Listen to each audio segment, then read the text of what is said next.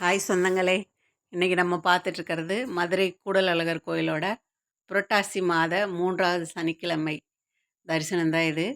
தாயார் சந்நிதியில் இந்த அலங்காரம் பண்ணியிருந்தாங்க. ரொம்ப ரொம்ப சிறப்பாகவும் ரொம்ப அழகாகவும் பண்ணியிருந்தாங்க. மா கொலு 2 பக்கமும் நவராத்திரி கொலு வேற வச்சுருந்தாங்க. ரொம்ப ரொம்ப அழகாக இருந்துச்சு தாயாரோட தரிசனமும் ரொம்ப அருமையாக இருந்தது. சேவிச்சுக்கோங்க. தாயாருக்கு தீபாராதனை நடந்துட்டு இருந்தது.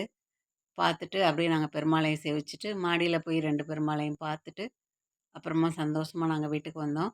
இந்த கோயிலோட ஒரு மிகப்பெரிய சிறப்புகளில் முக்கியமானது என்னென்னா, பெரியாழ்வாரால் பல்லாண்டு பாடப்பட்ட தலம் இது. கூடலழகர் பெருமாளை பார்த்து தான் பெரியாழ்வார் பல்லாண்டு பாடல் வந்து முதல்ல பாடியிருக்கிறாரு. அது எப்போ நடந்ததுன்னா, கிபி 6ஆம் நூற்றாண்டில் வல்லப பாண்டியருக்கு ஒரு பெரிய சந்தேகம் வந்திருக்குது.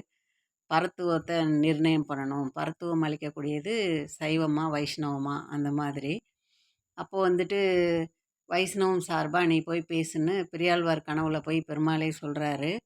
அதுக்காண்டி ஸ்ரீவில்லிபுத்தூர்லேருந்து பெரியாழ்வார் வந்து மதுரையில் நடந்த போட்டியில் கலந்துக்கிறாரு. கலந்துட்டு நிறைய மேற்கோள்கள் காட்டி பேசுகிறாரு. அந்த போட்டியில் வந்துட்டு ஒரு பொற்கிளி, தங்கத்தாலான கிளியை வந்துட்டு ஒரு கம்பத்தில் கட்டி வச்சுருப்பாங்க. அதாவது எந்த துவம் உயர்ந்ததோ அதை பற்றி பேசும்போது அந்த கிளி வந்து தானாக அருந்து அவங்க கையிலேருந்து விழுகும். அப்படி யார் பேசும்போது விழுகுதோ அவங்க தான் ஜெயிச்சாங்க அப்படிங்கிற மாதிரி அந்த போட்டி நடக்கும். பெரியாழ்வார் பேசி முடிக்கும்போது அந்த கிளி தானாக வந்து பெரியாழ்வார் கையில் வந்து விழுகும்.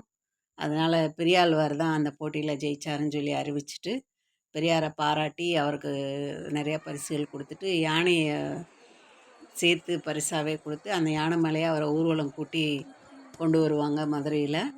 அப்போது வந்துட்டுருக்கும்போது ஊர்வலமாக வரும்போது பெருமாளையும் கருட வாகனத்தில் வந்து தாயாரோடையும் பெருமாளுமே சேர்ந்து அவருக்கு பெரியாழ்வாருக்கும் ஊர் ஜனங்களுக்கும் காட்சி கொடுப்பாங்க. அதை பார்த்த பரவசத்தில் பெருமாளை பார்த்த அழகில் மயங்கி பெரியாழ்வார் வந்து பூரிச்சு போயிடுவார். அப்போ தான் ஊர் மக்களும் அவரோட அழகை பார்த்துருக்காங்க. எங்கே அப்போ நம்ம பெருமாளுக்கு கண்ணு பட்டுருமோன்னு சொல்லிட்டு அவருக்கு காப்பாக இருக்கட்டும் பாதுகாப்பான்ட்டு பல்லாண்டு வந்து பாடுறாரு உடனே. அப்போ பாடப்பட்டது தான் பல்லாண்டு.